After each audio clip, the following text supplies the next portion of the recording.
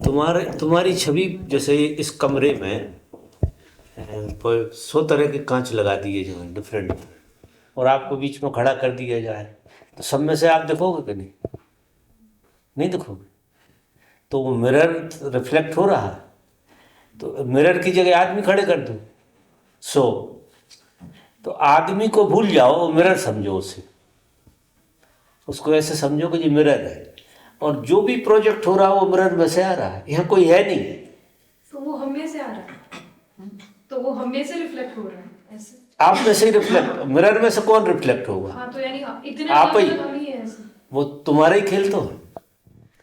तुम किसी को पहचानते हो, तो अगर तुम वजह नहीं है तो किसी को पहचान नहीं सकते। कभी कोई व्यक्ति तुम्हारा मिरर नहीं बनता, बिल्कुल अछूता होता है, दूर खड़ा होता है, कभी बातचीत नहीं होती, उसका कोई रिफ्लेक्शन आता है क्या तुम? नहीं आता ना। तो जब डालोगे जब ही तो आएगा। तो जिसके साथ एक साथ डाल दिया तो जुड़ ही गया वो तो मामला, उसे भूलना मुश्किल है, लेकिन अनाड़ी के साथ नहीं आएगा। बिल्कुल अनजान अपरिचित दूर खड़ा है आदमी, उसे आप देख भी रहे हो, लेकिन आप कुछ पकड़ नहीं सकते, आपको कुछ भी समझ में नहीं आ रहा कि क्या है वो। मिरर भी नहीं है और आदमी भी नहीं है, कुछ है ही नहीं आपके लिए। मिरर तो वही आदमी बनता है आपके लिए जिसके साथ आपके संबंध जुड़ रहे हैं। मतलब आपका चेहरा ठीक ठीक लौट के आप पे दिख रहा हो, संबंध का मतलब ये। अगर आप दिख रहे हैं किसी मिरर में, तो जो भी दिखाई दे रहा, जो भी अनुभव हो रहा, वो आपका ही प्रतिफलन है, अलग से कुछ नहीं है। तो मेरा सूत्र ये था कल का कि दूसरा सिर्फ मिरर है, दूसरा है नहीं, लेकिन लोक भाषा में हम उसे दूसरा मानते हैं कि ये दूसरा है, और यही विडंबना खड़ी हुई है।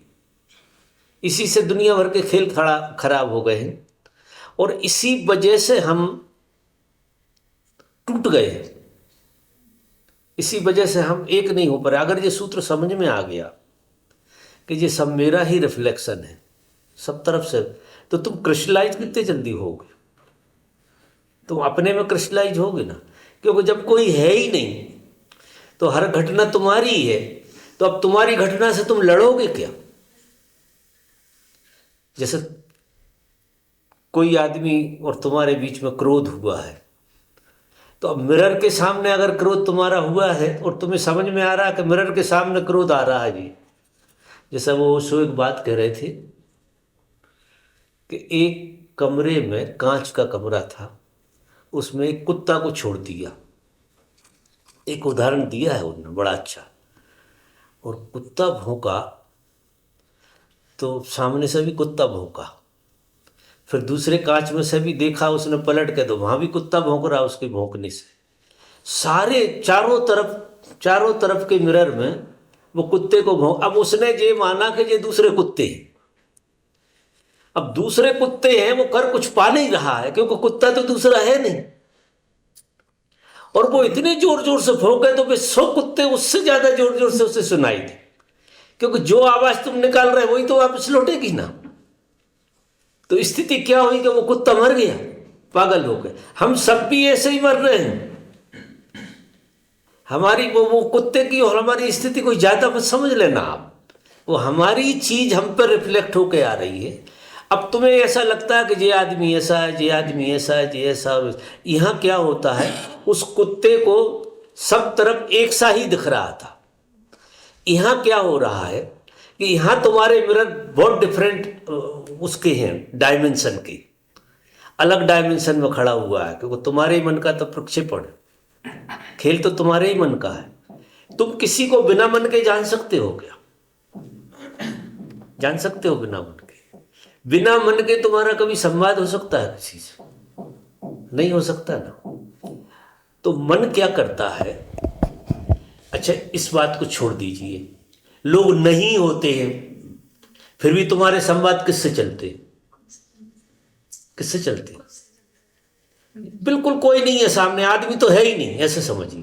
तुम कमरे में अकेले बैठे हो और कितनी प्रश्नोत्तरी होती है तुम्हारी, तो वो तुम्हारा ही मन तुम्हारा मिरर नहीं बनता क्या? तुम्हारा ही मन प्रोजेक्ट करता है कोई चीज के लिए, और वो ही तुम्हारा मन झलकता है, और उसी मन से तुम बातें करते हो, उत्तर देते हो। अब उस मन के रूप को तुम प्रदीप बना सकते हो। तुम्हारा मन कुछ भी बना सकता, कुछ भी बना सकता, कुछ भी बना सकता है, लेकिन कभी गहरे से देखा है कि दूसरा यहाँ कैसे हो सकता है।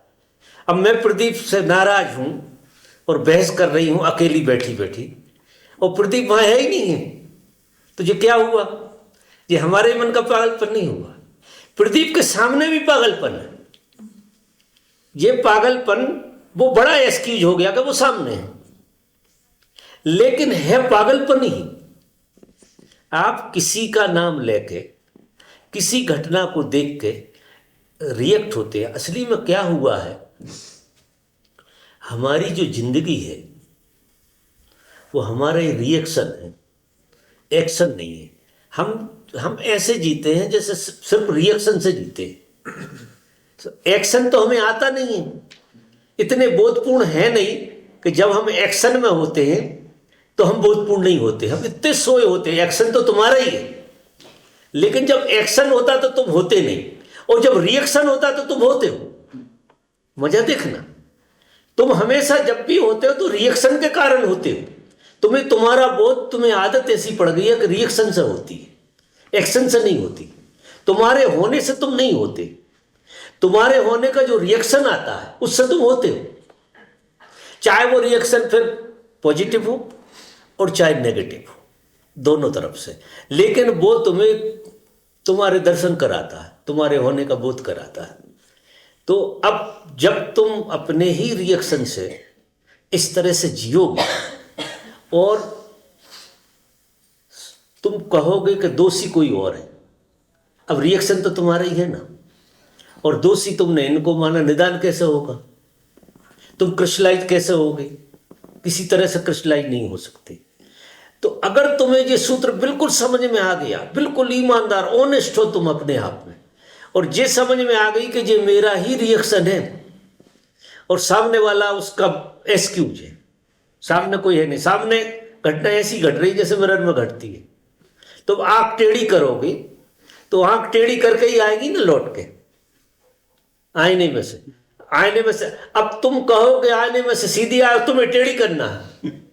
अब ऐसा कैसे हो सकता है? अगर सुधार करना तो कहां करना पड़ेगा? आईने में कहीं? यहां अगर कोई सुधार करना है तो इस तरफ से करना पड़ेगा कि उस तरफ से करना पड़ेगा? तो अब आप कहोगे कि ये लड़की गलत है, ये मुझे सता रही है, या ये आदमी गलत है, ये मुझे सता। अब वो क्या है? आपने अपनी सताई हुई अवस्था को, आप जो अपने को ही सता रहे हो, लड़की नहीं, कोई किसी को यहां सताता नहीं है। बड़ा विचित्र खेल है कि उसको एक बात कहते थे कि कुआं में बाल्टी डालो, जब पानी नहीं होगा तो खाली लौटेगी था।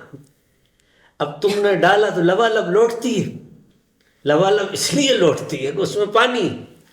अगर तुम्हारे भीतर पानी नहीं था और किसी ने बाल्टी डाली तो क्या निकलने वाला था? उसमें कुछ भी नहीं निकलने वाला था।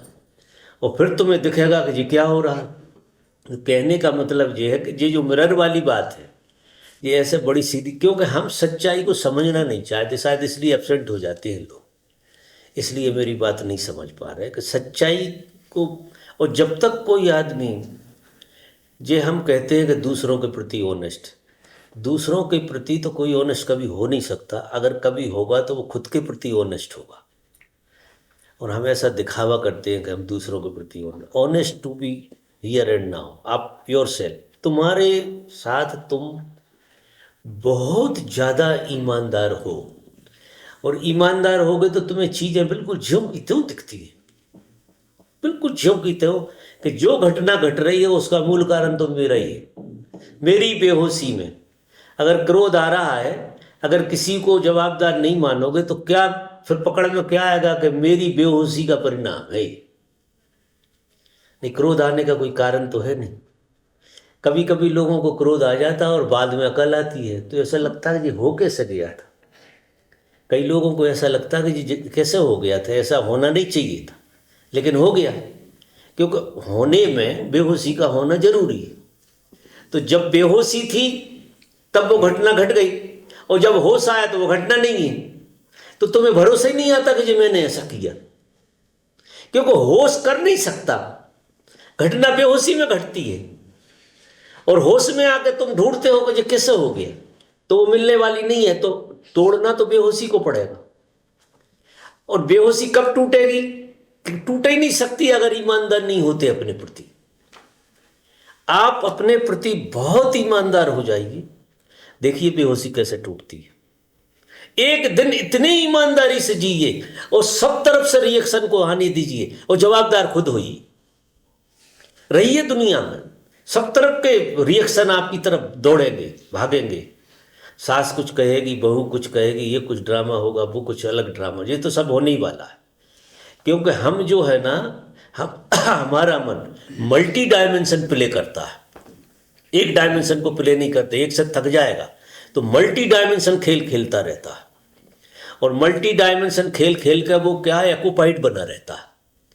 मन का एक स्वभाव है कि अगर वो एक्यूपाइड नहीं है तो उसकी मौत हो जाएगी, वो मर जाएगा। तो ये अगर गहरे में देखो तो ये हमारा ही मन मल्टीप्लाई कर करके ये खेल खेल रहा है, बदलता रहता है। इस तरफ बदलेगा, इस तरफ बदलेगा, फिर इसके साथ होगा, फिर उसके, और कोई नहीं होगा तो प्रोजेक्शन से खड़ा कर लेगा। बहुत सारे लोग तुम भीतर खड़े कर लेते हो कि नहीं, और उनसे कितने घंटों खेलते रहते हो, घंटों तुम्हारे संवाद हो, तुम्हारा चेहरा भी बदल जाता है। कभी कभी तो हाथ हिल जाते हैं, कभी दांत हिल जाते हैं, लोग काटे ही लेंगे, और कोई नहीं है। मजा देखो, कोई होता नहीं है। तो अब उस चीज को तुम कभी समझने की कोशिश ही नहीं कर रहे कि ये जो स्थूल है यही सूक्ष्म में होता है, जो सूक्ष्म हो रहा है वही स्थूल में होता है। जो प्रक्रिया आपकी सूक्ष्म में चल रही है, लोग वहां ना हो जाते, वो स्थूल में हो जाती है, वो बाहर दिखाई देने, क्योंकि जो अंदर है वही तो बाहर घट रहा है पूरा का पूरा। तो अगर अपन निरीक्षण करेंगे बहुत गहरा, तो अपन को जब अपन बैठे हो तब ख्याल करना कि हम किसी के बारे में सोच रहे हैं और उसके रिएक्शन को जी रहे हैं। अब कभी ख्याल करना कि कोई कैसे हो सकता है, यहाँ मैं कमरे में बिल्कुल अकेली हूँ और यहाँ कोई कैसे हो सकता है, ये मेरे मन ने उसकी मौजूदगी प्रकट कर ली है। क्योंकि मन बड़ा ताकतवर है, वो किसी की भी मौजूदगी प्रकट कर ले। उसकी ऐसी ताकत है कि वो इतना ज्यादा प्रकट कर सकता है कि बातचीत भी होने लगे, संवाद घंटों चलते हैं लोगों के अकेले में। परमात्मा प्रकट कर देता है मन तो। हाँ, मन तो परमात्मा ही प्रकट कर लेता, उसका प्रोजेक्शन बड़ा ताकतवर है। क्योंकि एक तो ब्रह्म सत्य है, एक मन भी सत्य है। मन उसकी माया है और इतनी ताकतवर है कि कभी कृष्ण भी कहते हैं कि कभी कभी मेरे आमने सामने आके खड़ी हो जाती है, वो मुझसे भी बड़ी हो जाती है। मेरी छाया है, लेकिन कभी सूर्य आड़ में हो जाए तो मेरी छाया मुझसे बड़ी हो जाती। अगर प्रकाश जरा भी कम पड़ जाए तो माया सत्य से ज्यादा बड़ी हो जाती। आपने देखा होगा अंधेरे में, अंधेरा जैसा होता प्रकाश का अभाव होता है, तो जो चीजें नहीं होती वो पैदा हो जाती हैं। आप किसी रास्ते पे जा रहे हैं और एक प्रकाश में जा रहे हैं उस रास्ते पे, और जब अंधेरे में जा रहे हैं तो ऐसी ऐसी चीजें तुम्हारा मन खड़ा कर लेगा जो चीजों का अस्तित्व ही नहीं है, उनका अस्तित्व प्रकट हो जाएगा। और कभी कभी तो ऐसी चीजों से तुम इतने डर जाओ कि प्राण निकल जाए जो है ही नहीं।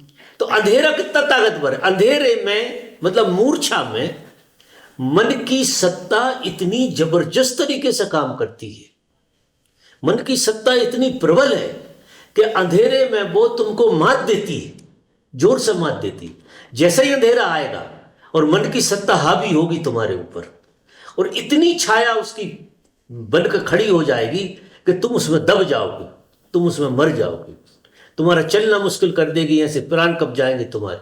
मन की छाया ऐसी होती है, मन का सारा खेल है। मन बड़ी ताकतवर चीज का नाम है, ये ऐसे थोड़ी विदा होता है। और अगर इसको इस तरह से जीना बंद कर दिया, इसको खुद को जवाबदार मानो, सेल्फ ऑब्जर्वेशन। हाँ, अगर तुम अंधेरे में भी जा रहे हो तो अगर तुम्हें इस बात पर संदेह आ जाए कि क्या ये अंधेरे में ऐसा है या ये मेरे मन का खेल है, सीधा सीधा समझो, या ये मेरे मन का ही खेल चल रहा है या ये घटना है। तो अगर ये मन का खेल है ऐसा तुम्हें पकड़ में आ गया तो वे सब चीजें विदा हो से ही काम हो जाएगा, वो विदा हो जाएगा, वे सब विदा हो जाएंगे। हाँ। वो ही अंधेरा है, वो ही परिस्थितियां हैं, और मजा देखो तुम्हारी चाल बदल जाएगी। क्योंकि मन को तुमने हावी नहीं होने दिया। जागृति इतने जोर से बिठा दी कि ऐसा कैसा हो सकता है। अभी 5 मिनट पहले तो कल भी निकले थे हम यहाँ से, 5 मिनट पहले तक तो कोई बात नहीं थी, सूर्य ढला है अकेला, वो सूर्य के ढलते ही ऐसा कैसे उपद्रव हो गया पूरा का पूरा। तो मन, कई लोग इतने संकल्पवान होते जो अंधेरे में खूब घूमते, उनको वो प्रोजेक्ट ही नहीं करते। जिनको प्रोजेक्ट नहीं करने की वो होती है ना, वो ऐसे अंधेरे में घूमते हैं जैसे दिन में घूम रहे हैं। और जो प्रोजेक्ट करते हैं, जिनका मन कमजोर होता है, वो तो उजेले में भी अंधेरा देख लेते हैं, ऐसी स्थिति होती। तो ये तो सारे मन की विडंबना है, पूरा का पूरा मन का ही तंत्र है, मन का ही खेल है। और मन टूटने का एक ही तरीका है, टू बी ऑनेस्ट। आप अपने प्रति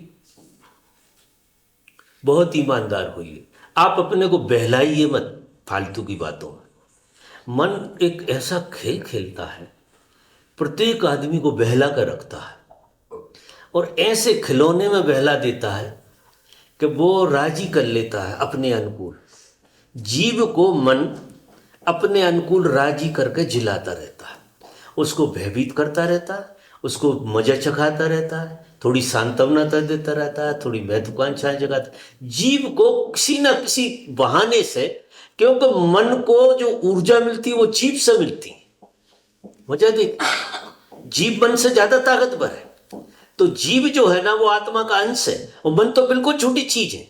लेकिन ये झूठी चीज, ये जो अमरबेल की तरह जीव के साथ चैटी रहती है और जीव का शोषण करती रहती है और उसको ऐसी खबरें देती रहती है कि जीव कॉन्शियस ना हो जाए। अब ये जो संदेह करना है, ये जीव का कॉन्शियस हो जाना है मन के प्रति। अगर आप दूसरे पर संदेह कर रहे हैं तो मन प्रबल होगा और जीव कमजोर होगा। अगर मैंने कल जो सूत्र कहा था, अगर आप अपने पर संदेह कर रहे हैं, अपने पर संदेह का मतलब जो घटना घट रही है वो घटना मेरा स्वप्न है या सच में है, वो मेरा ही बनाया हुआ खेल तो नहीं है कहीं जिसे मैंने दूसरे पे आरोपित किया है। तो अगर इतनी ईमानदारी आप में आएगी तो आप जीव हुए, जीव अपने में आया, और जीव अपने में आया तो ये जो माया है, ये जीव को फिर माया थोड़ी सी समझ में आने लगे, ऑलमोस्ट कचरा साफ हो जाएगा, ऑलमोस्ट कतरा। और जीव धीरे धीरे करके ये मन की ट्रक पकड़ लेगा कि ये मन मुझे जो है ना गजब की गलत फहमी में रखता है, और सब है गलत फहमी का ही खेल। मन ऐसी ऐसी गलत फहमियां कराता रहता है, लोगों को बुद्ध बना दे मन। ऐसी स्थिति में ले आता है कि वो ऐसी गलत फहमी पैदा कर देता है कि वो हो गया काम तुम्हारा।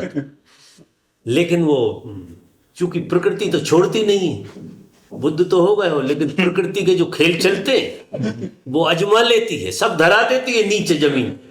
प्रकृति ऐसे ऐसे खेल खेलती है तो हिला देती है, फिर समझ में आता नहीं यार कोई गड़बड़ मामला कहीं ना कहीं उलझा हुआ है, अभी समझना पड़ेगा। जीव को जागना, जीव जाग के ब्रह्म की यात्रा पे होगा। जीव जागे कैसे? मन में फंसा। इसलिए कभी कभी आदमी को ऐसा लगता है कि आदमी असहाय है, उसे ऐसा लगता है। मन ने ऐसी ट्रिक खेली है, ऐसा जाल फैलाया है कि जीव को दबा कर रखा है उसने, उसकी चलने नहीं देता। जीव तो जीव सत्य के इतने करीब है कि अगर जीव सीधा जीने लगे तो बिल्कुल ब्रह्म का स्वाद है वहां, लेकिन उसकी चलती नहीं है। ये माया ब्रह्म की ऐसी फैली हुई है कि जीव को ये चलाती है। तो अब ऐसी इन्फॉर्मेशन आती है, जो सब इन्फॉर्मेशन मन देता है। जीव के पास तो कोई इन्फॉर्मेशन है नहीं, सबको उसे समझा देता है कि यहाँ जाओगे तो मर जाओगे, ठीक नहीं है ये मामला। और आदमी को देखते ही कह देगा ये आदमी गलत है, इससे मिल मत लेना। अब उस पर संदेह आना चाहिए कि जी मैंने आदमी देखा नहीं है, परखा नहीं है, जाना नहीं है, और ये आदमी क्या करेगा यार, मैं जरा मेरे से तो देखूंगा, इसकी सुन। तो हम जो एक झटके से मान लेते हैं मन की, हम मतलब जीव, हमारा होना मतलब जीव, और जो खेल खेल रहा है वो मन। जो सूचनाएं आ रही है ना और उसके इंप्रेशन जीना पड़ रहे हैं, वो जीव को जीना पड़ रहा है। लेकिन सूचनाएं जहां से आ रही है वो सूचनाएं मन देता है, उल्टी सूचनाएं देगा, गलत सूचना का मतलब यह है कि मिरर पे से फिक के जो आना, मिरर से जो सूचना फिकी और जो आप तक आई वो सूचना है। और उस सूचना को हम जो है ना सत्य मानते, उस पर संदेह नहीं करते। तो असली में क्या होता है कि मन बड़ा विचित्र खेल का नाम, खुद ही तो फेंकता है, प्रकट करता है, अपनी तरफ से कोई खेल प्रकट करेगा और आईने में ले जाकर फिर गवाह, उसका गवाह बनाएगा कि ये घटना ऐसी है ही, इस ये व्यक्ति है उसका कारण, ऐसा गवाह करके लौटाता है अपने भीतर। समझ रहे मेरी बात? और फिर कहता है, फिर फंसता, देखिए फिर जीव को किस ढंग से फंसाता कि गवाही है यार, बिल्कुल शाश्वत बात है कि ये घटना इनके कारण घटी है। खेल उसने दाव अपना फेंका, किसी दूसरे को फंसाया, दूसरे को बहाना बनाया और उसमें से लौटा कर उसके रिएक्शन को अपने में लिया और लेकर फिर क्या कहता है, देखो मैं जो कह रहा था वो सच निकल रही है बात। अब जब इसमें से ऐसा निकलना शुरू हुआ था, जब ही उसको दाव उठाना, जीव को दाव उठाना चाहिए, क्योंकि जीव जो तुम्हारा है वो सत्य के करीब है। और वो बेचारा चुपचाप कहता तो है थोड़ा बहुत, वो थोड़ी बहुत सुगबगाहट तो जीव को होती है कि ऐसा तो नहीं है यार अपन धोखा खा रहे, लेकिन जब फंस ही जाते हैं धीरे धीरे वो बात वहां तक नहीं आती। तो जीव को मन पे हमेशा संदेह से भरा रहना, यात्रा वहां से शुरू होगी। जब तक जीव मन पे संदेह नहीं करेगा तब तक जीव का अस्तित्व ही प्रकट नहीं होने देगा मन। अब उसने जो चाल खेलता है वो मैं ये बता रहा हूं कि दूसरे को एक्सक्यूज मानता है। अगर दूसरा एक्सक्यूज तुमने माना तो मन की चल गई, कोई घटना घटी और उस घटना में इनको अगर जिम्मेदार माना तुमने तो तुम्हारा जीव हार गया और मन जीत गया। और अगर आपने इनको मिरर माना, इनने तो मुझे खबर दे दी, मेरे मन में जो चाल चली थी उस चाल की पहले ही खबर मिल गई मुझे कि अब आगे क्या होने वाला है। समझ रहे मेरी बात? पेनी है थोड़ी सी, लेकिन निदान इसी बात से निकलेगा, निदान और किसी बात से निकलेगा नहीं। तो दूसरे को आप ऐसे मानिए कि वो मिरर है, मेरे ही मन ने पासा फेंका था। जैसे कल मैं एक बात कह रहा था कि एक लड़की को किसी ने देखा और उसने, उसके मन ने उसमें एक सुंदरता डाली और सुंदरता डाल के फिर जीव को खबर दी कि लड़की बहुत सुंदर है, उसके साथ तो जिया जा सकता है। अब ऐसा खेल खेलेगा कि उसके साथ जिया जा सकता है, जीव को फुसलाएगा कि उसके साथ तो जिया जा सकता है। और अगर उसकी कामयाबी मिली तो फिर क्या होता है कि इंद्रियों को खबर मिलती है और फिर पूरी इंद्रियां उसमें सक्रिय होने लगती है। अगर एक बार स्वीकृति हो गई तो पूरी इंद्रियों में पहुंच गई खबर। इंद्रिय घोड़े का काम करते। जो जीव है तुम्हारा वो सारथी है, मजा देखना, सारथी जीव है और लगाम जो है, लगाम वो तुम्हारा मन है और इंद्रिय तुम्हारे घोड़े हैं। मजा देखिए, क्योंकि काम तो घोड़ों से होगा ना, और घोड़े फिर मन के हाथ में है, क्योंकि लगाम मन के हाथ में, सारथी पीछे बैठा है। सारथी जो जीव है वो पीछे बैठा हुआ है, उसको बेचारे को खबर ही नहीं होती ये लगाम कहां कहां घुमाता रहता है। तो अगर शुरू की बात तुम्हें पकड़ में आ गई कि इंद्रिय तक बात नहीं जा पाए, अगर इंद्रिय तक चली गई तो तुम्हारे हाथ में नहीं रही, फिर जीव क्या हो गया कि बहुत पीछे छूट गया। अगर मन के और जीव के बीच की बात होती तो बात समझ में आ जाती, लेकिन मामला उलझ गया, मामला मन और इंद्रिय के बीच में चला गया, रिएक्शन में आने से घोड़ों के बीच में चला गया, थॉट से थिंकिंग में चला, थिंकिंग में चला, थॉट में अगर वही पूरा वही अगर थॉट में आ गई थी बात तो पकड़ में आ जाती तुरंत, फिर जीव उसे समेट लेता अपने में, तो जागृति घट जाती।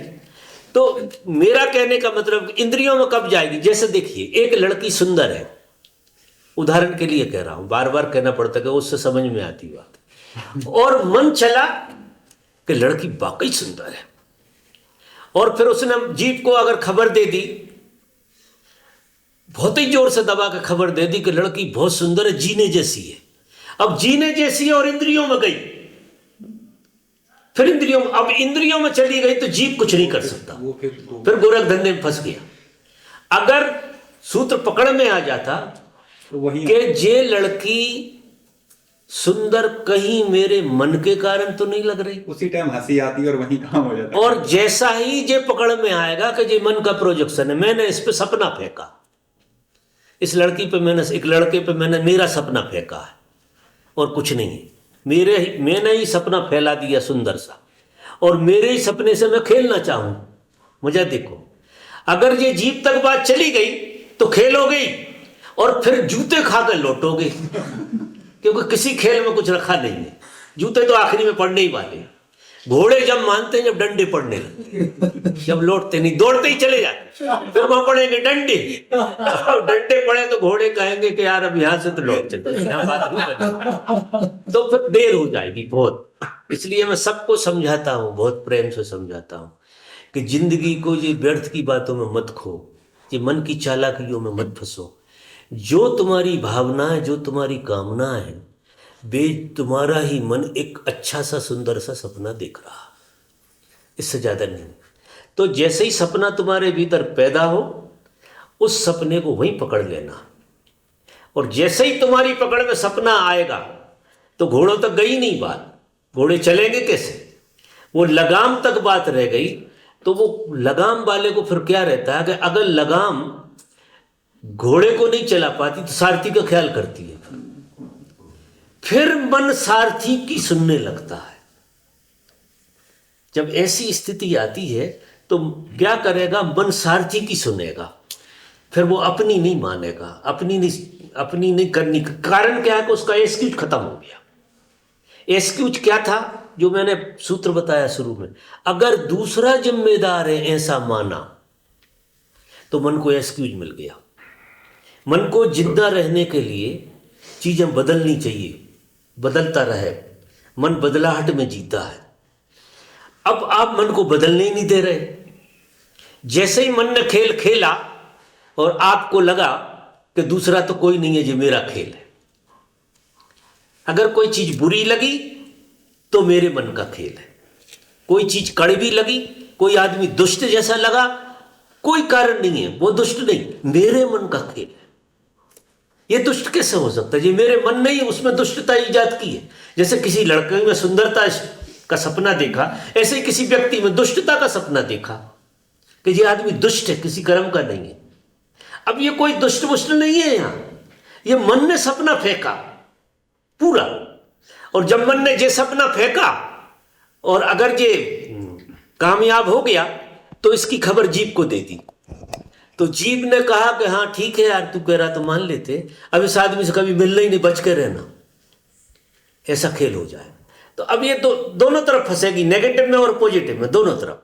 यहां ना कोई नेगेटिव तुम्हारे काम में आने वाला, ना पॉजिटिव काम में आने।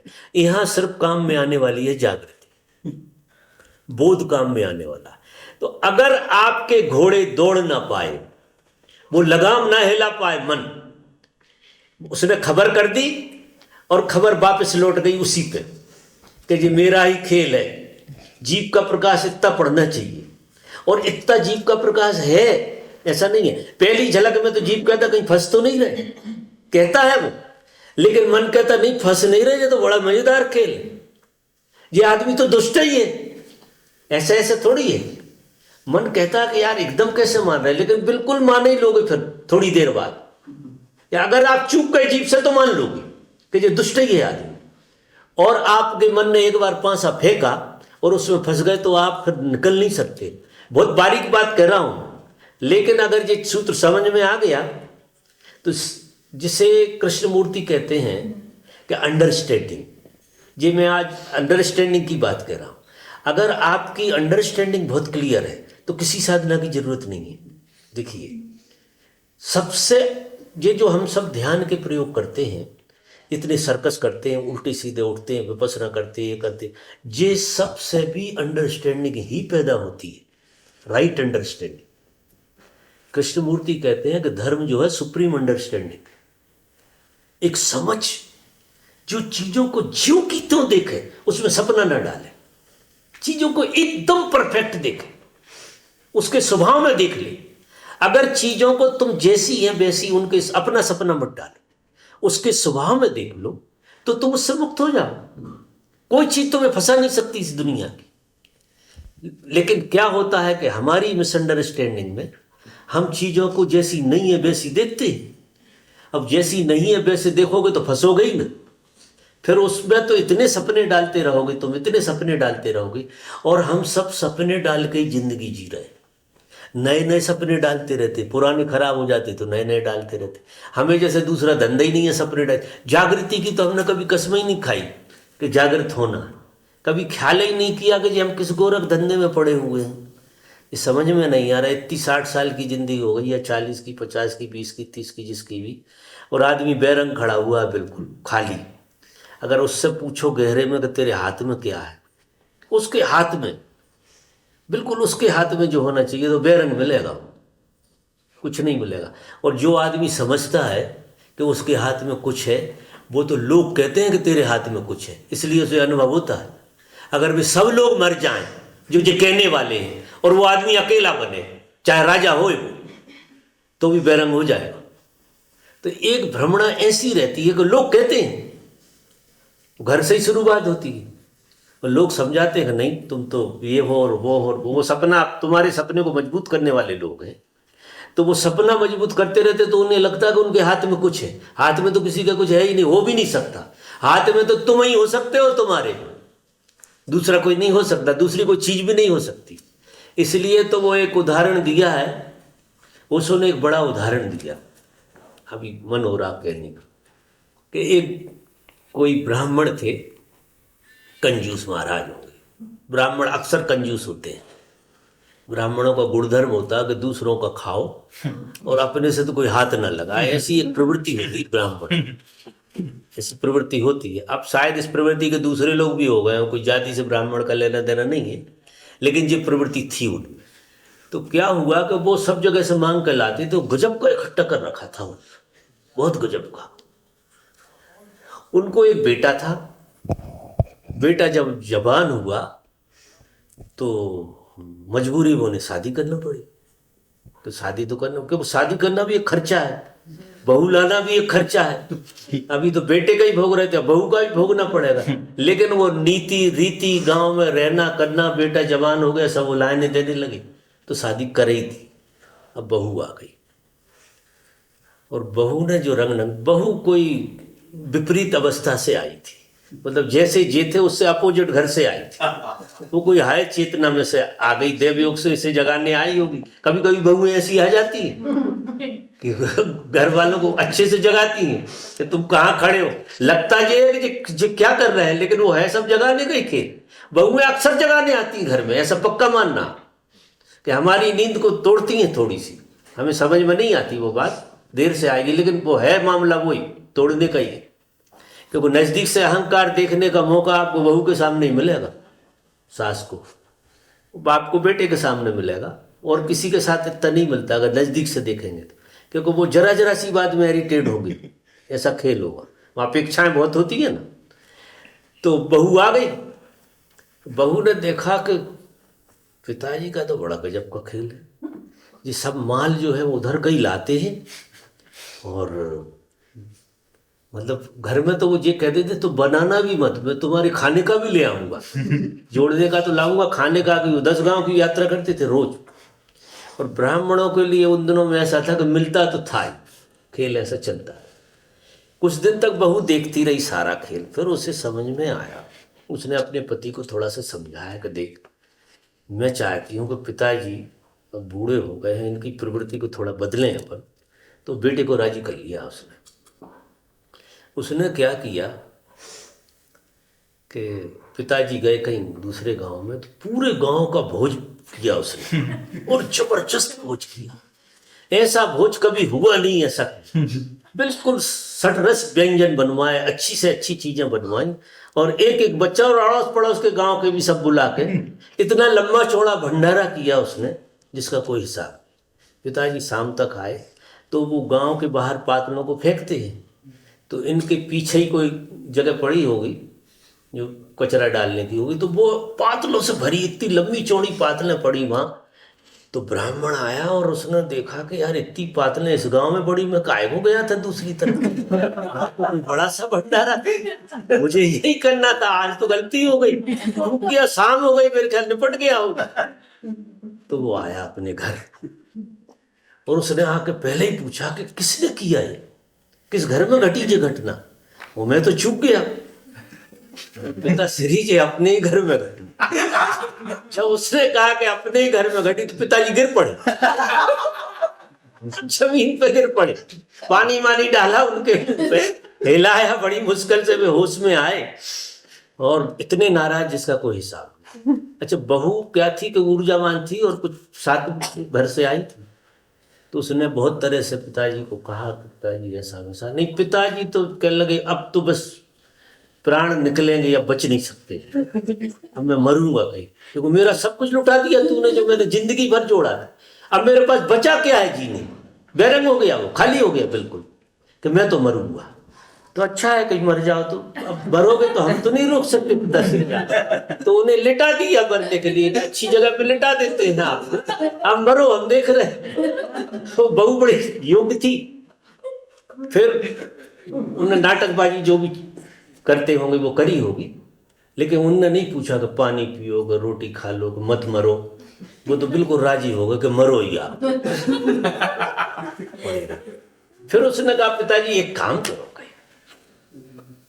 हमारी, आप मर रहे हो तो हमारी एक इच्छा पूरी कर जाओ मरने के पहले। ऐसे तो आपने हमारी कोई इच्छा पूरी की नहीं आज तक, लेकिन एक इच्छा पूरी कर जाओ। तो क्या करें? तो उसने एक सुई, धागा वाली सुई, वो पिताजी से कही कि पिताजी एक काम करो, जिस सुई आप ले जाना हमारे साथ, आप मर रहे हो तो ये सुई हमारी ले जाना आप साथ में, इतना हम आपसे अनुरोध करते हैं कि हमारा इतना सा काम करना कि ये सुई ले जाना। हम चाहते हैं कि परमात्मा के जी हमारी सुई पहुंच जाए। तो कोई बड़ी बात है कि ला गई, ले जाऊंगा मैं, ले ली उनने हाथ में। अच्छा, उनने अकेला छोड़ दिया, पिताजी पड़े हैं मरने के लिए। अब पिताजी को विचार बना कि अगर मैं मरूंगा तो जल जाऊंगा, राख हो जाऊंगा, न मेरे हाथ रहेंगे न मेरे पांव रहेंगे, मैं तो रहूंगा नहीं जी, सुई कैसे ले जाऊंगा? तो उनने बहुत तरकीबें लगाई सुई को ले जाने, इतनी तरकीबें लगाई कि सुई को तो ले ही जाना है, बहू से बोला सुई तो ले जाना पड़ेगा। और इतना प्रयास करते करते करते करते सवेरा हो गया और वो सुई नहीं ले जा पाए। और घटना कुछ ऐसी घटी, वो तो देवी का ही रूप थी औरत, जो भी बहू थी, कुछ ऐसा घटा कि उन्हें बैराग घट गया उस जगह पे कि यार जब सुई नहीं ले जा सकती तो मैं जिंदगी भर कर क्या रहा था, मैंने सारी जिंदगी किस चीज में गंवा दी, और अगर मर जाऊं मैं इस मिनट तो ये सुई नहीं जा सकती मेरे साथ। तो इतने जोर से झटका लगा कि कहते तो ऐसे हैं कि वो उपलब्ध हो गया, उसको रियलाइजेशन आ गया, इतना बैराग घटा कि जब सुई नहीं ले जा सकता हूं, मैं रात दिन मेहनत कर रहा हूं, सुबह से शाम तक नंगे पांव जाता हूं, भीख मांग मांग के मैंने इतना इकट्ठा किया है, साला जी कुछ काम में आया ही नहीं, सब बैरंग हो गया, ये तो मैं तो खाली हो गया। जब सुई नहीं ले जा पाता तो इसका मतलब है कि सब बेकार की बात हुई, और उसको रियलाइजेशन आ गया सवेरे। वो तो बहू जान रही थी सब कि ये तो मर ही नहीं सकते, इतना कंजूस आदमी ऐसा कैसे मर तो सकते ही नहीं, लेकिन उसे भी पता नहीं था कि जो सुई बड़ा करिश्मा कर दी। सवेरे उठकर सबसे पहले उसने अपनी बहू के पैर पर गिरा और उससे हाथ जोड़े, क्षमा मांगी कि बेटा तूने जो किया है मैं सारी जिंदगी कई जन्मों नहीं कर सकता जो तूने किया, तूने मेरा उद्धार कर दिया। तो मैं उदाहरण जो दे रहा था वो इसलिए दे रहा था कि आप पे ऐसा कुछ नहीं है आपके अलावा, अगर आप जाएंगे तो आप ही जाएंगे ना। तो जो इतने सपने बना बना के तुम करोगे क्या, इतने लंबे चौड़े सपने बनाते रहते हो दुनिया भर का, सुबह से शाम तक कोई नया सपना चलता है, छोटे छोटे सपने, बड़े बड़े सपने, दुनिया भर के सपने चलते। सपने से खेलो जरूर, अगर खेल सको तो सपना खेलने के लिए, क्योंकि भगवान भी एक सपना बनाता है खेलने के लिए, वो बनाए ही है। जिस सपना अपन जो लोग हैं ना उसी का सपना उसने खेलने के लिए बनाया। अब उसने ये कहा कि तुम हमारे खिलौने हो तो तुम खिलौने ही बनाना बस। और खिलौने का क्या होता, कभी भी समेट लो, खिलौने खिलौने होते हैं। तो खिलौना जब तक है तब तक संसार का आनंद है, जब तक संसार की हर घटना तुम्हारे लिए खिलौने की तरह तब तो आनंद है, और हकीकत की तरह है तो तुम उसमें सपने को शाश्वत करने की कोशिश कर रहे हो।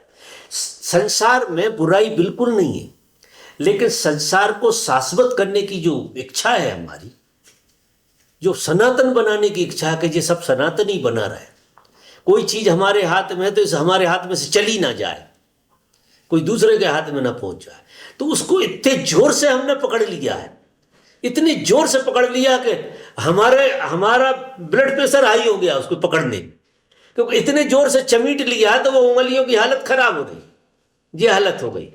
तो जो पकड़ने की प्रक्रिया है वो सपने की प्रक्रिया से आ रही है, और वो मन का सूत्र तुम्हारा उल्टा काम कर रहा है, इसलिए लग रही। खेल खेलो, आप हर घटना से खेल खेलो, लौट आओ अपने घर में, लौट आओ, दिन भर खेल खेलो, रात के अच्छे से सो। लेकिन अगर तुमने सपने की तरह जिंदगी को जी तो ये सपने रात में भी चलेंगे, जो कल मैं कह रहा था, और रात में भी वे पूरे नहीं होंगे, दूसरे दिन भी चलेंगे। वो फिर ऐसा लगता है कि जिंदगी सपने से ज़्यादा कुछ है ही नहीं। तो एक तो उसमें रस नहीं रहता, ऐसा लगता है कि शाम को यार जिंदगी में कुछ जैसे मिलना चाहिए, बस आज चूक गए। हर आदमी को क्या लगता है रात में कि आज का दिन ठीक से जी नहीं पाए, चूक गए, कोई गलती हो गई। हो सकता है एक उम्मीद रहती है, एक सपना देखते हैं, कल कोई और मिलेगा, कल कोई और घटना बनेगी तो वो घटना हमें तृप्त कर जाएगी। लेकिन जिंदगी की कोई घटना तुम्हारे अलावा तुम्हें तृप्त करने वाली है नहीं। तो आईने वाला सूत्र अगर तुम्हें समझ में आ गया, लौट के आता हूं, तो तुम्हारे सपने बंद हो जाएंगे। सपने बंद होने के लिए आईना को सच मानो पहले तो, कि आईना सच है, और उसमें जो रिएक्शन हो रहे हैं वे सच निकल रहे हैं, तुम्हारे नहीं है, दूसरे के निकल रहे हैं। अगर ऐसा मान के चलोगे तो घोड़ों के पास पहुंच गई ऊर्जा, लगाम जो है ना मन के पास रह गई और ऊर्जा घोड़ों तक गई। और घोड़े तो दौड़ेंगे, और घोड़े एक बार दौड़े तो सारथी बेचारा क्या करेगा, बैठा बैठा रहेगा, वहीं घोड़े दौड़ते रहें और वो बैठा रहता है। एक बार घोड़े दौड़ गए तो हाथ में नहीं रहते। तो घोड़े नहीं दौड़ाना है। लोग कहते हैं कि मन के घोड़े दौड़ाते हैं लोग, हम सभी मन के घोड़े दौड़ाते रहते हैं। कहते जरूर हम दूसरों से, लेकिन दौड़ाते तो हम भी हैं, घोड़े ही दौड़ाते। आपके चित्त में किसी भी तरह का कोई ख्याल ऐसा वैसा आया और उसको जिस ढंग से तुम ऊर्जा देते हो, वो मन के घोड़े ही तो हैं। नहीं आई शब्द? अच्छा, अब दूसरे तरह से बात करते हैं।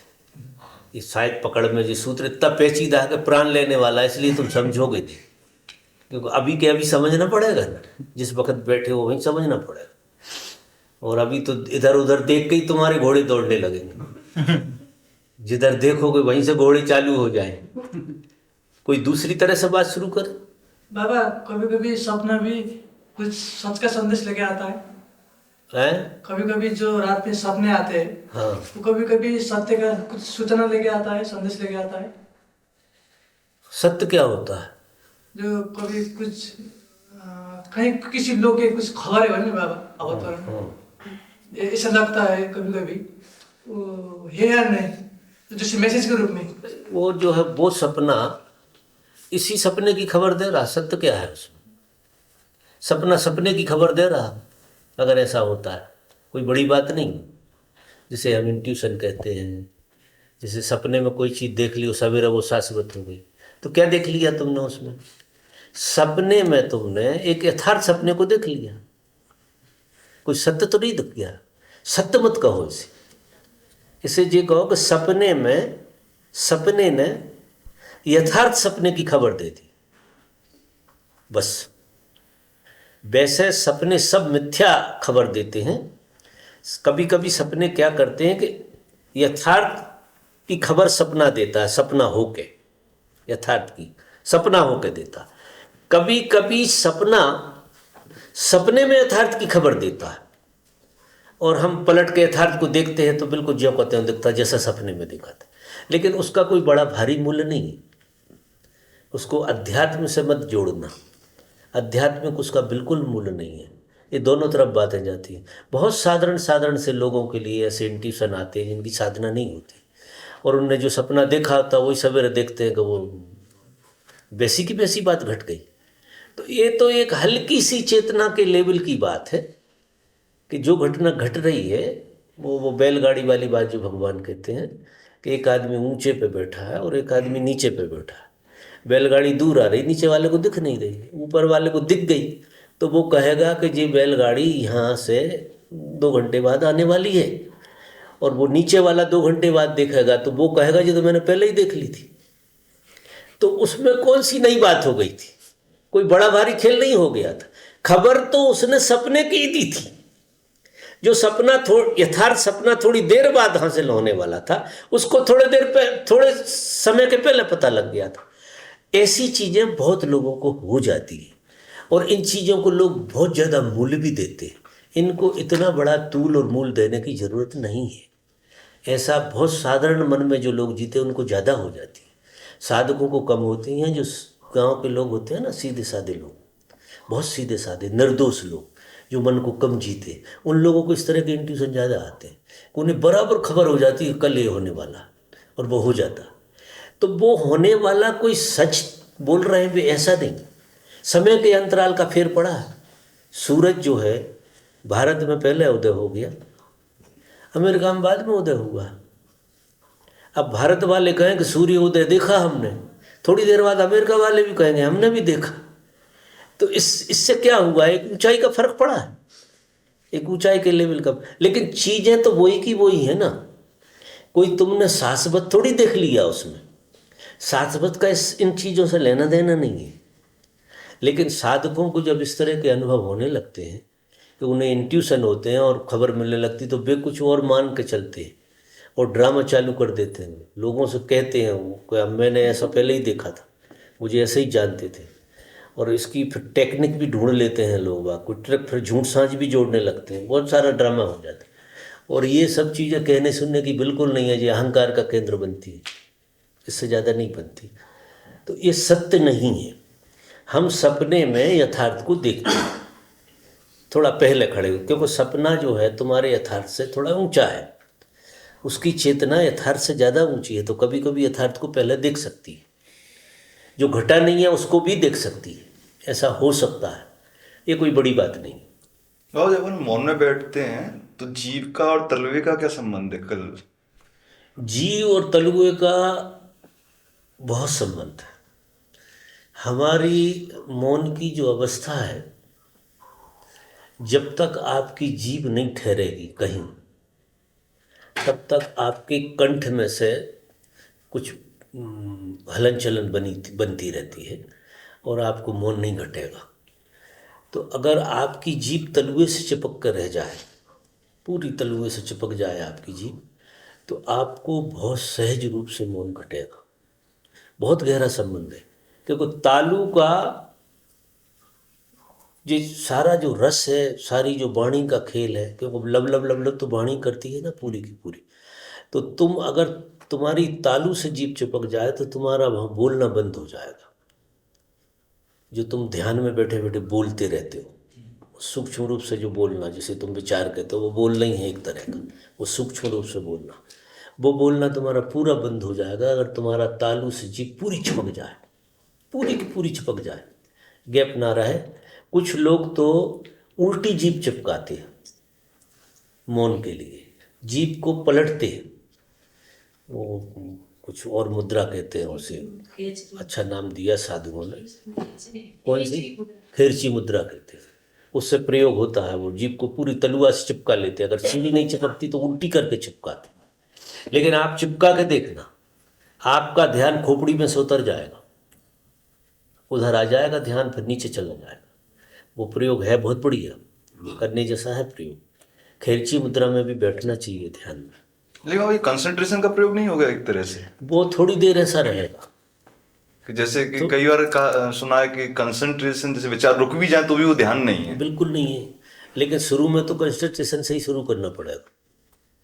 अगर आपकी लवलवाहट बहुत चल रही है, बिल्कुल शांत नहीं हो रहा है, तो किसी हठयोग से ही काम करना पड़ेगा आपको। शुरू बात के साधकों के लिए नहीं है, लेकिन शुरू में मौन का स्वाद अगर आपको नहीं आ रहा, मौन पकड़ में नहीं आ रहा, मौन को आप समझ ही नहीं पा रहे, तो ये प्रयोग बहुत कारगर है। वो जीभ आपकी चिपकेगी तो आप शांत होंगे निश्चित ही।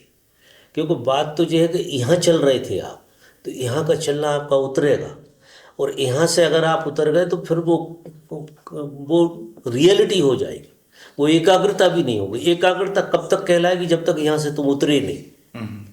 जब तक खोपड़ी में से नहीं उतरे तब तक ये प्रयोग एकाग्रता जैसा लगेगा कि एकाग्रता कर रहे हो। और अगर खोपड़ी में से तुम उतर गए तो फिर एकाग्रता का प्रयोग नहीं हुआ, ये फिर बोध में आ जाएगी बात, बोधपूर्ण हो जाएगी। क्योंकि जितनी भी क्रियाएं हैं सब यहीं की हैं, यहाँ से नीचे तो कोई क्रिया, कंठ के नीचे तो ये जो है इसको शंकर ने जो विष लिया है, तो असली में रियलिटी यहाँ से ऊपर है ही नहीं, रियलिटी यहाँ से नीचे है। आदमी को क्या लग रहा है कि रियलिटी यहाँ के ऊपर है, तो हम पूरा टेंशन यहाँ रखते हैं अपना, माथे पे, आँख पे, क्योंकि सेंस की जितनी इंद्रियाँ हैं पांचों आपकी ऊपर है, पांचों इंद्रिय, और पांचों इंद्रियों से पूरा संसार का अखाड़ा है, और पांचों इंद्रियों के प्रति हम कॉन्शियस बने रहते हैं, एक के बाद दूसरे पे सुनेंगे, सूंघेंगे, देखेंगे, और हमारा कंठ भी स्वाद लेता रहेगा। ये पांचों आकाश वाकाश सब हैं इसमें। और कंठ के नीचे ब्रह्मांड शुरू होता, कंठ के नीचे होता ब्रह्मांड शुरू। हृदय आकाश में जब तुम जाते हो, हृदय आकाश ही तुम्हारी परम गुफा है, परम गुफा हृदय आकाश है। जब तक कोई हृदय आकाश में प्रवेश नहीं करेगा, यहाँ तो किसी को ध्यान का अनुभव होता ही नहीं, किसी को नहीं हो सकता है।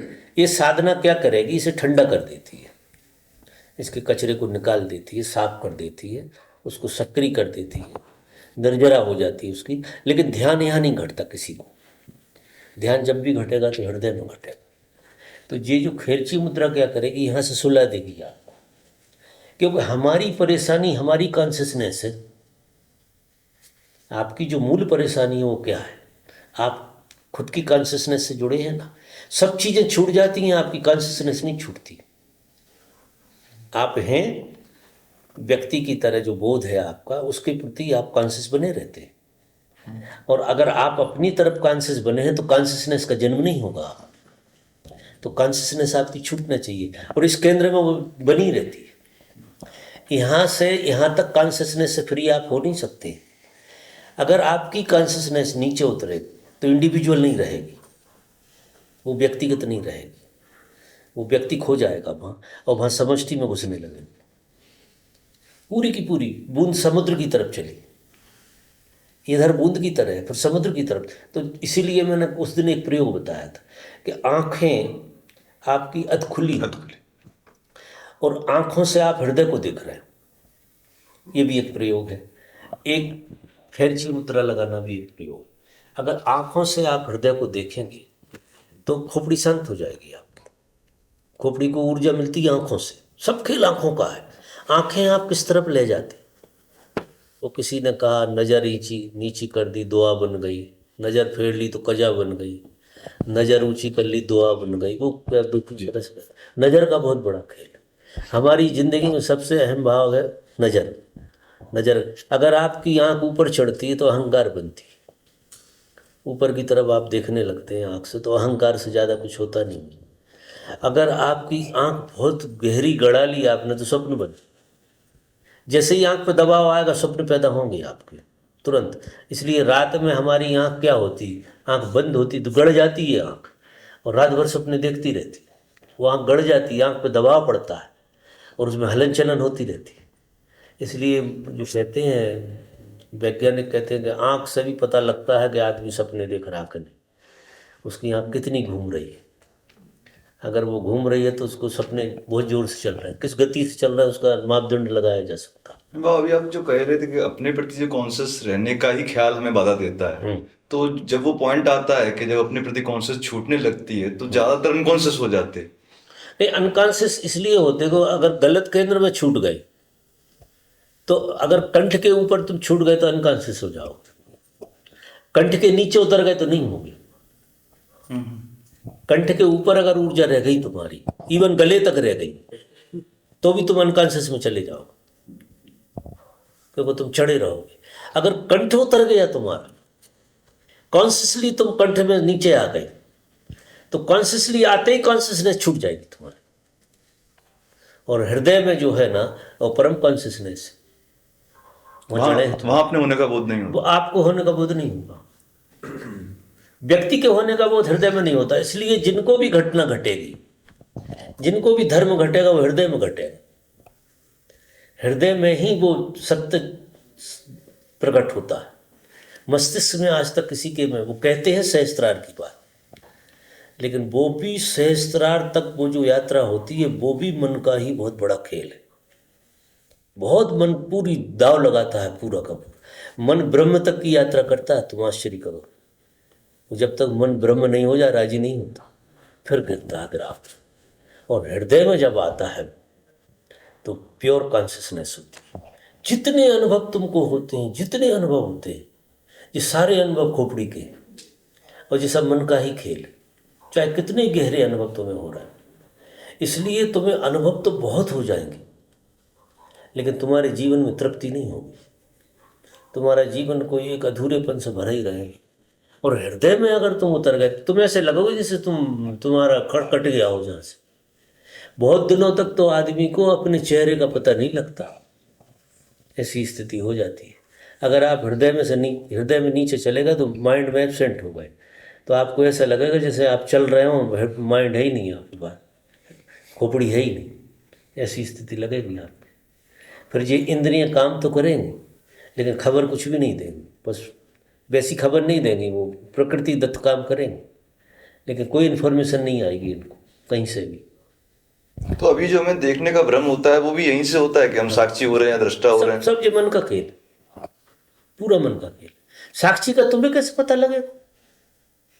तुम्हें साक्षी का पता लग जाए, साक्षी का किसी को पता लग सकता? क्योंकि साक्षी तो परम बोध है। बोध का कौन किसको पता लगेगा? वो स्वयं सत्ता है, स्वयंभू है, आत्मा स्वयंभू है।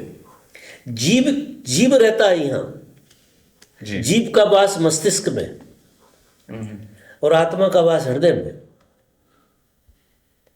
ये सारा खेल है। यहाँ जब तक है वो जीव ही यात्रा कर रहा। तो जीव क्या होता है कि जब मन की अवस्था बनती है, जीव पे मन हावी होता है, तो वो संसार घूमता है उसमें। और मन जब कम हावी होती है तो उसमें धर्म घूमता है। दुनिया भर के अनुभव जीव को होते, मन को नहीं होते, जीव के लिए हैं। लेकिन अभी जीव जो है मन की गिरफ्त के बाहर आया नहीं। मन की गिरफ्त के बाहर जैसे ही आएगा तो जीव ही तो है आपका होना। अभी आपका जो होना है क्या है? वो जीव ही है आपका होना।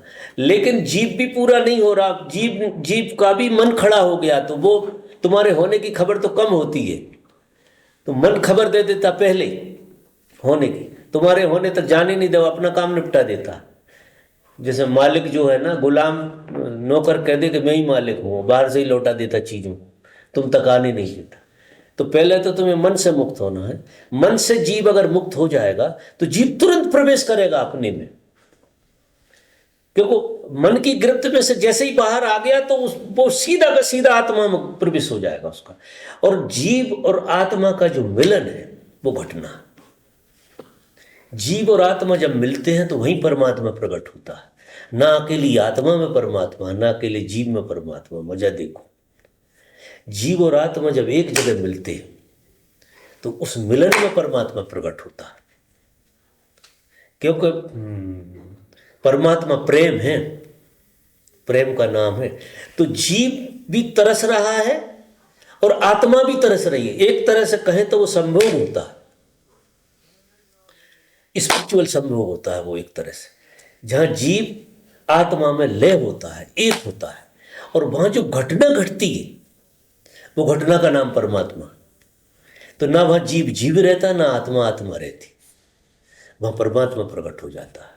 और वो परमात्मा सनातन। जब तक जीव और आत्मा अलग अलग है तब तक दोनों का अस्तित्व अधूरा है।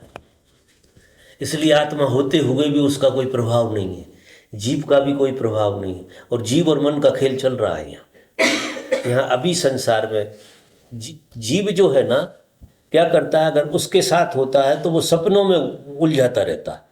वो इतने बड़े बड़े सपने जीव को ला के देता है, इतने बड़े बड़े सपने कि उसको तृप्त करने की कोशिश करता है। समस्त इंद्रियों को लगा रखा है मन ने जीव को तृप्त करने के लिए। नई नई चीज़ें लाता, नई नई वासनाएं लाता, खेलने के, खाने के, जीने के, ओढ़ने के, पहनने के, दुनिया भर के इंद्रियों के घोड़ों से साधन जुड़वाता है और जीव को तृप्त करने की कोशिश करता है कि तृप्त रहे, यहीं रहे। लेकिन क्योंकि उसके कारण मन बना हुआ, वो इंद्रियां उसने घोड़े बना रखी, ऐसा खेल है।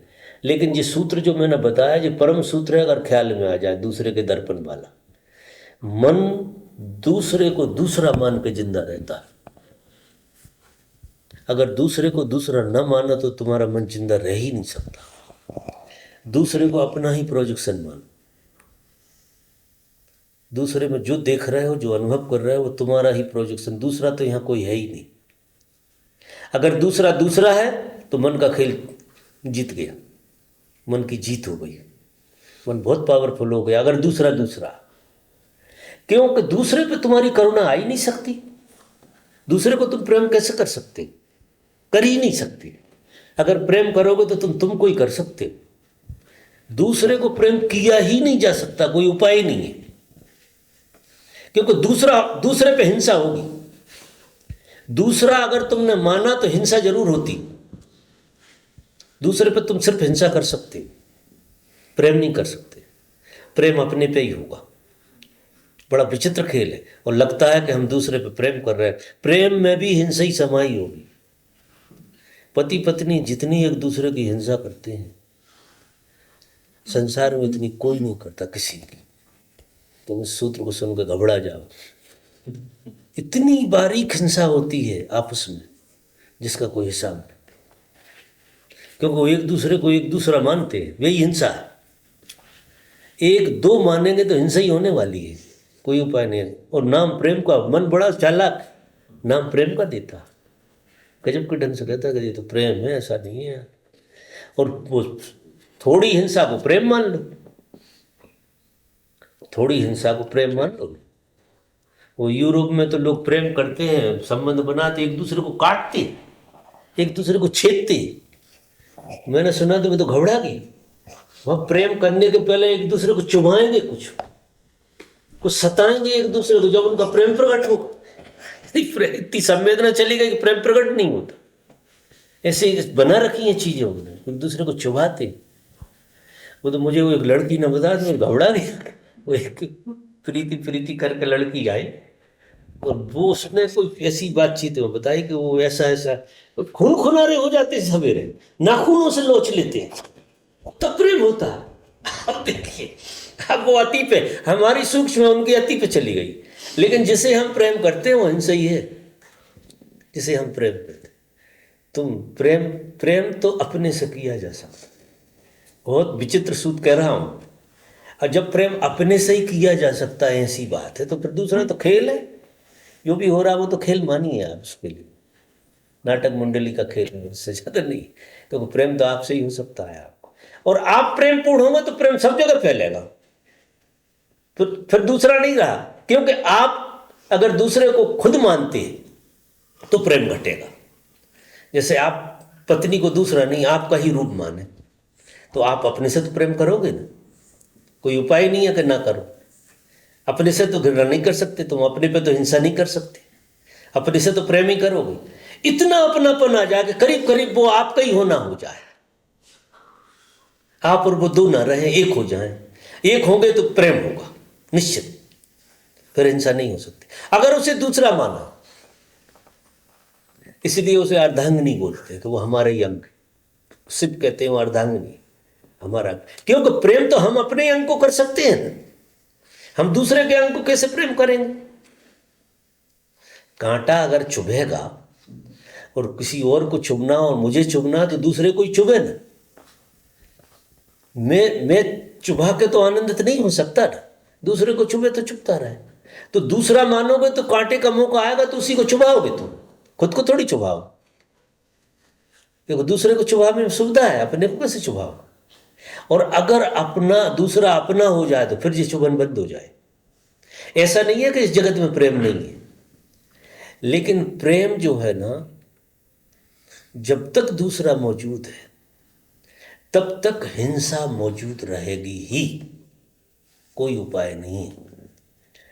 तो मन का जो गहरा सूत्र मैंने बताया, शुरुआत जिसकी करी थी, कि अगर आपको दूसरा दूसरा लगता है तो मन की जीत है, तो मन के जाल में, मन तो वे फंसाए हुए।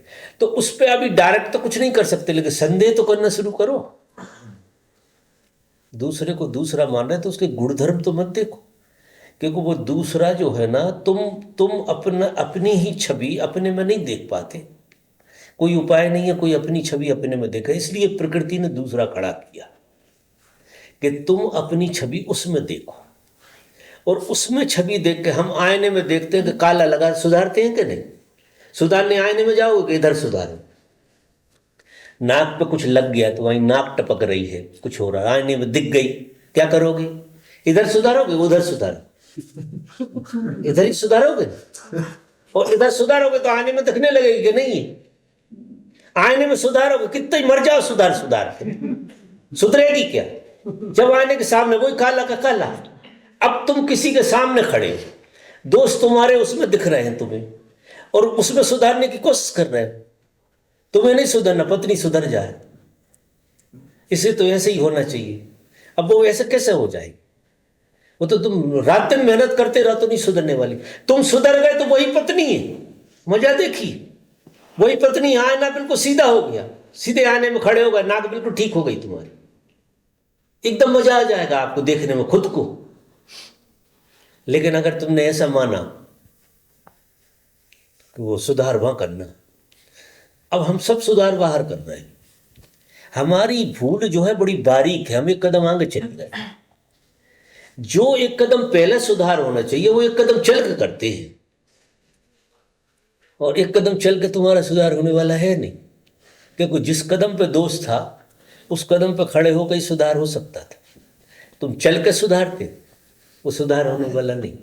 तो सूत्र तो आने वाला, तुम्हें समझ में आया ना आए, मैं घुमा घुमा के कहूंगा कि सूत्र कारगर वही होने वाला है, क्योंकि इससे तुम्हारे अहंकार की पूरी जड़ें टूट जाएगी। अहंकार हमेशा दूसरे पे निर्भर है।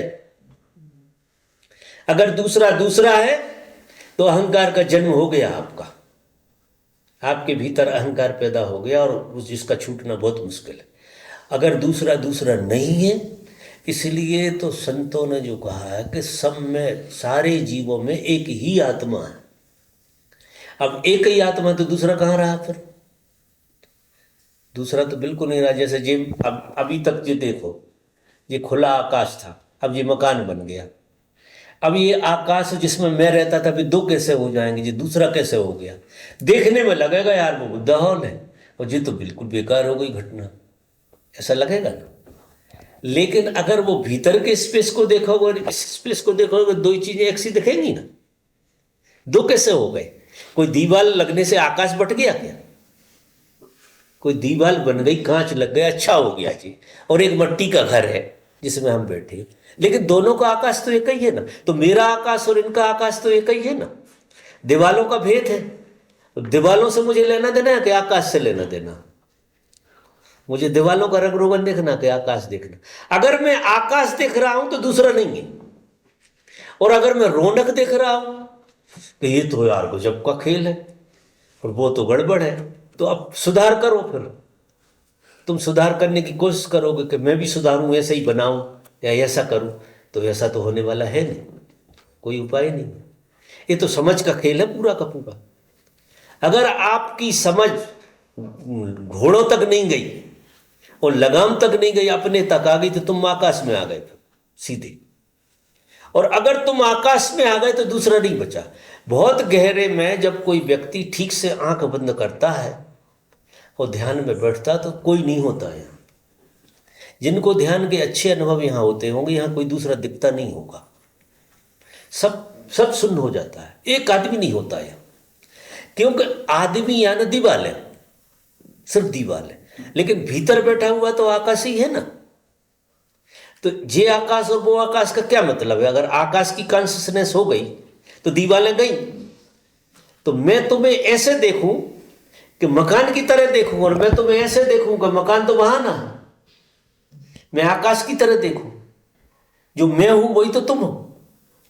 दो कैसे हो सकते? मेरा होना भी आकाश है, तुम्हारा होना भी। अब ये दो अलग अलग मकानों के वो दिख रही हैं, दीवालें दिख रही हैं और रंग रोगन दिख रहा है।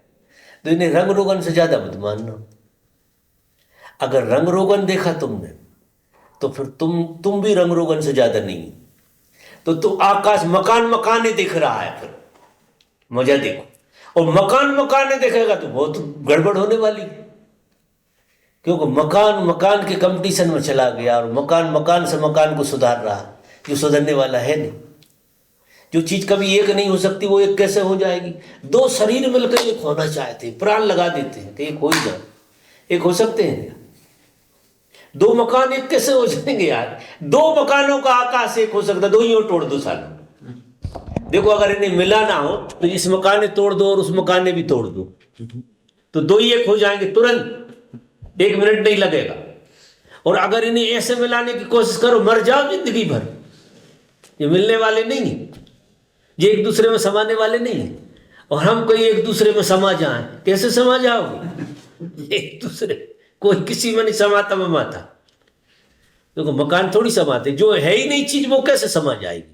जो घुलनशील नहीं है, मिलनशील नहीं है, वो कैसे मिल जाएगी? जो मिलनशील और घुलनशील है वही तो मिलेगी, और वो है तुम्हारा स्वभाव। तुम स्वभाव से एक, किसी में भेद नहीं है यहाँ। और शरीर और मन से तुम बिल्कुल अलग अलग। घोड़े और लगाम में अगर गए, सबकी इंद्रियां फिर अलग अलग हैं, सबके घोड़े अलग अलग हैं, और सबका मन अलग अलग है। और मन के अपने अपने लगामें हैं, अपने अपने घोड़े, और घोड़ों की चालों में अंतर है। तुम्हारा घोड़ा अलग चाल वाला तुम्हारे मन ने बनाया है, इनका अलग, तो इनका जरा कम चल रहा, तुम्हारा तेज चल रहा। ये भेद होंगे, ये बड़े भारी भेद नहीं है, लेकिन भेद तो सीधा का सीधा लगाम और घोड़े का है। तो लगाम और घोड़े के ऊपर जैसे ही उठे तो आकाशी हुए, आकाशी उठे तो दीवालें गई। तो ध्यान का जो परम अनुभव है वो खो जाना है, वहां कुछ बचता नहीं। जब तक तुम्हें ऐसा लग रहा है कि कुछ बचा हुआ है, तब तक तुम दीवार के किसी हिस्से को पकड़ कर बैठे हो। गल गया है तुम्हारा मकान, लेकिन कोई खूंटा पकड़ लिया है, तुम उस खूंटे को पकड़ के बैठे हो। अगर खूंटा पकड़े हो तो मकान बनने में देर नहीं लगती, फिर वो मकान फिर बना हो जाता। और अगर तुम बिल्कुल स्पेस को समझ गए तो इन सब में स्पेस दिखेगा तुम्हें। जितने लोग बैठे हैं सब स्पेस से भरे हुए, यहाँ कोई है नहीं है। मजा देखो, कोई नहीं है, एक आदमी नहीं है यहाँ। अगर बहुत गहरे में देखो तो रात में सबे सुला दो तो कौन बचता है? कोई नहीं बचता। अबे भी तुम्हें भ्रम है कि तुम हो, अबे भी नहीं। अबे भी जो होने वाला वही है। जो तत्व है वो सनातन जरूर है, जो होने वाला तत्व है वो हम में भी है, तुम में भी है। इसलिए मैं बार बार कहता हूं कि सत्य क्या है तुम्हारे भीतर? जो होने वाला तत्व है, जो सनातन है वो होने वाला तत्व, सिर्फ होने वाला तत्व। जो हैपन है तुम्हारे अंदर वो अद्भुत चीज है, वही तुम्हें तारेगी। वो हैपन ही तुम्हारा आकाश है, जो हैपन है। और हैपन का कोई रूप नहीं है, रंग नहीं है, ढंग नहीं है, सुगंध नहीं है, क्योंकि किसी इंद्रिय पर निर्भर नहीं है। तुम अपने को किसी इंद्रिय के माध्यम से नहीं जान सकते। किसी भी 5 इंद्रियों के माध्यम से तुम अपने को नहीं जान सकते। तुम 5 ही इंद्रियों से सारे संसार को जान सकते हो, स्वयं को नहीं जान सकते। कोई उपाय नहीं। तुम स्वयं को तो स्वयं के अनुभव से ही जानोगे, स्वयं के बोध से। स्वयं तुम्हारा होना किसी होने से न जुड़े, मात्र होने में ठहर जाए तो तुमको पहचानने लगे। क्योंकि तुम जितने तुम्हारे करीब हो इतनी करीब कोई चीज, इंद्रियां तो बहुत दूर है, और इंद्रियों के घोड़े और फिर उनसे जो खेल चलते हैं वे इतने दूर चले जाते हो तुमसे। तुम्हें पहचानने इंद्रियों के माध्यम से पहचानोगे, घोड़ों के माध्यम से कैसे पहचान सकते? क्योंकि तुम इंद्रियों की पकड़ में नहीं आ सकते। तुम परमात्मा हो, इंद्रिय पदार्थ, तुम कैसे आ जाओगे? इंद्रियां कभी भी तुम्हारी इंद्रियां तुम्हें नहीं छू सकती। सब कुछ छू लेंगी, सारा स्वाद ले लेंगी, तुम छूट जाओगे। और मजा देखो कि बहुत गहरे में इंद्रियां ढूंढ तुमको ही रही, क्योंकि और तो कुछ जगत में ढूंढने जैसा है नहीं। सिर्फ वो भटक गई ऊर्जा, मन ने भटका के कोई बाहर तुम्हें ढूंढ रहे हो। किसी में भी तुम कुछ खोज रहे हो तो वो तुमको ही खोज रहे। लोग धन में खोज रहे, पद में खोज रहे, खोज किसको रहे? स्वयं को खोज रहे। आप आश्चर्य करोगे, यहां कोई और दूसरी चीज नहीं खोज रहा, खुद को ही खोज रहा है। बहुत बहुत माध्यमों से खुद को खोज रहा, और किसी भी माध्यम से तुम खोजे नहीं जाओगे। कोई उपाय नहीं है कि किसी माध्यम से तुम्हें खोज लो। और तुम्हें ऐसा लग रहा कि माध्यम से हम खोज लेंगे, तो कोई धन से खोज रहा, कोई भिखारी होकर खोज रहा, कोई पद से खोज रहा, कोई दौलत से खोज रहा, कोई गुरु बनकर खोज रहा, कोई शिष्य बनकर खोज रहा, कोई कर्मचारी बनकर खोज रहा, कोई अधिकारी बनकर खोज रहा। लेकिन सब खुद को ही खोज रहे हैं, उन्हें पता नहीं। और ये अगर ऐसे खोजोगे तो जो अनंत यात्रा है, यही यात्रा में हम भटके हैं, तो सीधा सीधा खुद खुद को ही खोजो ना। खुद खुद को खोजने का नाम ध्यान। खुद खुद को खोजोगे तो जीव जो है निमिष मात्र में आत्मा में प्रवेश कर जाएगा, क्योंकि जीव भी खुद है और आत्मा भी खुद है। ये दो चीजें खुद है। खुद खुद को खोज रहा, जीव खुद को खोज रहा है तो वो आत्मा को खोज रहा है। लेकिन अगर उसने माध्यम मन को बनाया खोजने का, तो वो खुद को तो खोजेगा लेकिन माध्यम से खोजेगा, और माध्यम से खुद खुद को नहीं खोज सकते आप, कोई उपाय नहीं है। जिनको ये रियलाइजेशन आ जाता है कि इस संसार में कुछ नहीं पाया जा सकता, खेला जा सकता है, इस संसार से पाया नहीं जा सकता, इस संसार में कुछ खोया नहीं जा सकता, कि जिस जगह पानी नहीं है उस जगह खोने भी क्या है। अगर तुम्हें ऐसा लगता है कि संसार में पाया जा सकता है तो फिर खोने भी है उसमें, तो खोने का डर लगा रहेगा। अगर तुम्हारी आत्मा कहीं मान लेते हो कि पा लेते हो, तो फिर उसमें आत्मा के खोने का डर रहेगा। तो इस जगत में ना तो कुछ खोया जा सकता, ना कुछ पाया जा सकता, ना कुछ हुआ जा सकता। मजा देखिए, इस जगत में कुछ नहीं हुआ जा सकता। ये सब मन के घोड़े, खेल खिलौने, ये सारा खेल खेलते हैं। अगर कुछ हुआ जा सकता है तो तुम स्वयं हो सकते, और स्वयं तुम हो ही, उस होने के बोध को गहरा करो, उससे कुछ और होने की कोशिश मत करो।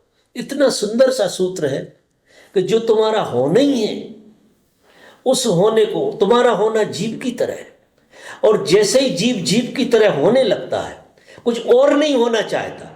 अगर जीव कुछ होना चाहता तो फिर मन, फिर लगाम आ गई, फिर सारथी उचक गया, हट गया। अगर तुम होना ही चाहते हो, अपने होने में ही रहना चाहते हो, तो होने में जैसे ही तुम जियोगे तो तुम धीरे धीरे धीरे धीरे करके आत्मा में लय हो जाओ। आज इतना है।